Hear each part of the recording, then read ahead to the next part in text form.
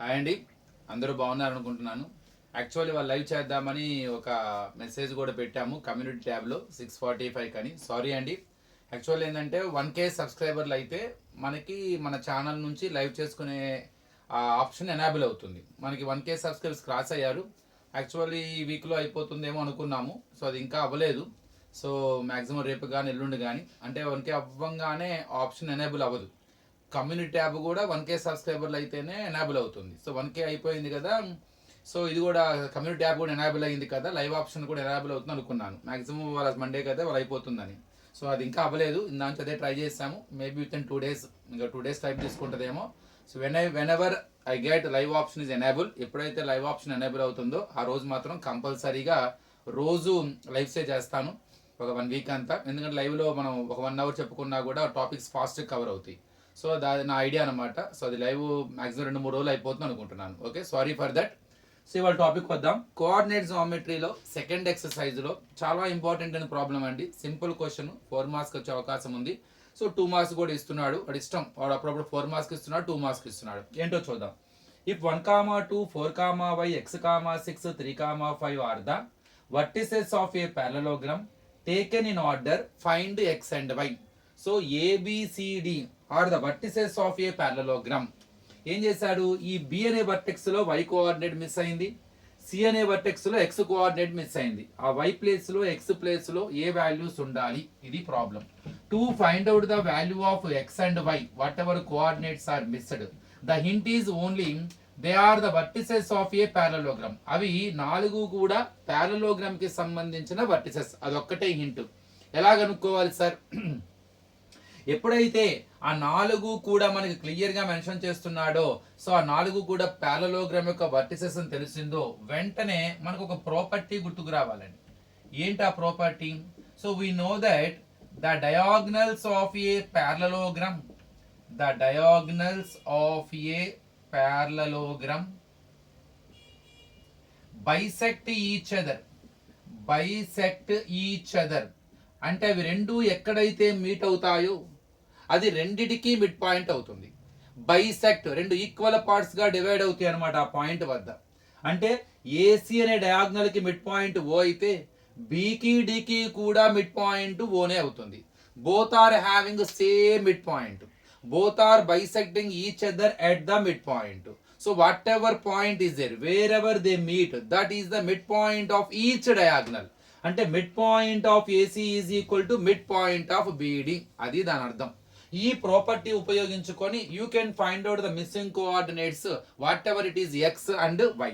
So ఎప్పుడైతే the diagonals are bisecting ఇచ్చదన్నారో we can say that therefore mid point of AC is equal to midpoint of BD.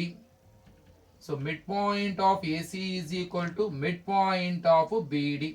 మరి mid point ఎలా కడతాడు రెండు points కి? ఒక point x1 y1 x2 y2 గనక అయితే mid point formula x1 plus x2 y2 y1 plus y2 by2. నిజానికి ఇది కొత్త ఫార్ములా ఏం కాదండి, సెక్షన్ ఫార్ములా నుండే వచ్చింది. ఎందుకంటే సెక్షన్ ఫార్ములాలో మనకి m1 x2 plus m2 x1 by m1 plus m2, m1 y2 plus m2 y1 by m1 plus m2. ఇక్కడ మిడ్ పాయింట్ అనేది ఏ రేషియోలో డివైడ్ చేస్తుంది ఆ లైన్ సెగ్మెంట్? ఇదేంటి, ఒక పాయింట్ డివైడ్ చేసే పాయింట్ ఒక రేషియో ఏ రేషియోలో డివైడ్ చేస్తుందో ఇస్తే ఆ డివైడ్ చేసే పాయింట్ కనుక్కోవడానికి ఈ ఫార్ములా. ఇక్కడ డివైడ్ చేసే పాయింట్ మిడ్ పాయింట్, అది మిడిల్లో ఉంది కాబట్టి ఆ లైన్ సెగ్మెంట్ ని లేదా డయాగ్నల్ ఏ రేషియోలో డివైడ్ చేస్తుంది, మిడిల్లో ఉంది కాబట్టి 1:1. అంటే ఇక్కడ 1:1 అంటే m1 1 m2 కూడా 1. అంటే ఇక్కడ m1 ఏమైపోద్దండి 1 into x2, m2 ఏమవుతుంది 1 into x1, m1 plus m2 అంటే 1 plus 1. అట్లానే ఇక్కడ m1 అంటే 1 into y2, 1 into x2 plus 1 into x1 by 1 plus 1, 1 into y2, m2 అంటే 1 into y1 by 1 plus 1, 1 into x2 అంటే x2 plus x1 by 2, y2 plus y1 by 2. దీన్ని కొద్దిగా ఆర్డర్లో రాస్తే x1 plus x2 by 2 y1 plus y2 by 2 ఇలాగ మనకి mid point formula అన్నది so obtain అయింది. అంటే mid point formula obtained by so by using section formula. Midpoint divides the line segment in the ratio 1:1. If you take m1 m2 as 1 in the place of m1 m2 you take them into the formula. The formula will be changed as x1 plus x2 by 2 y1 plus y2 by 2. So ఇప్పుడు a కి c కి mid point కడదాం, b కి d కి mid point కడదాం, మధ్యలో is equal to పెట్టుకుంటూ how can I know that both are equal? Simple, because the diagonals are bisect each other. According to the property of that parallelogram, I can say that both diagonals are having same midpoint.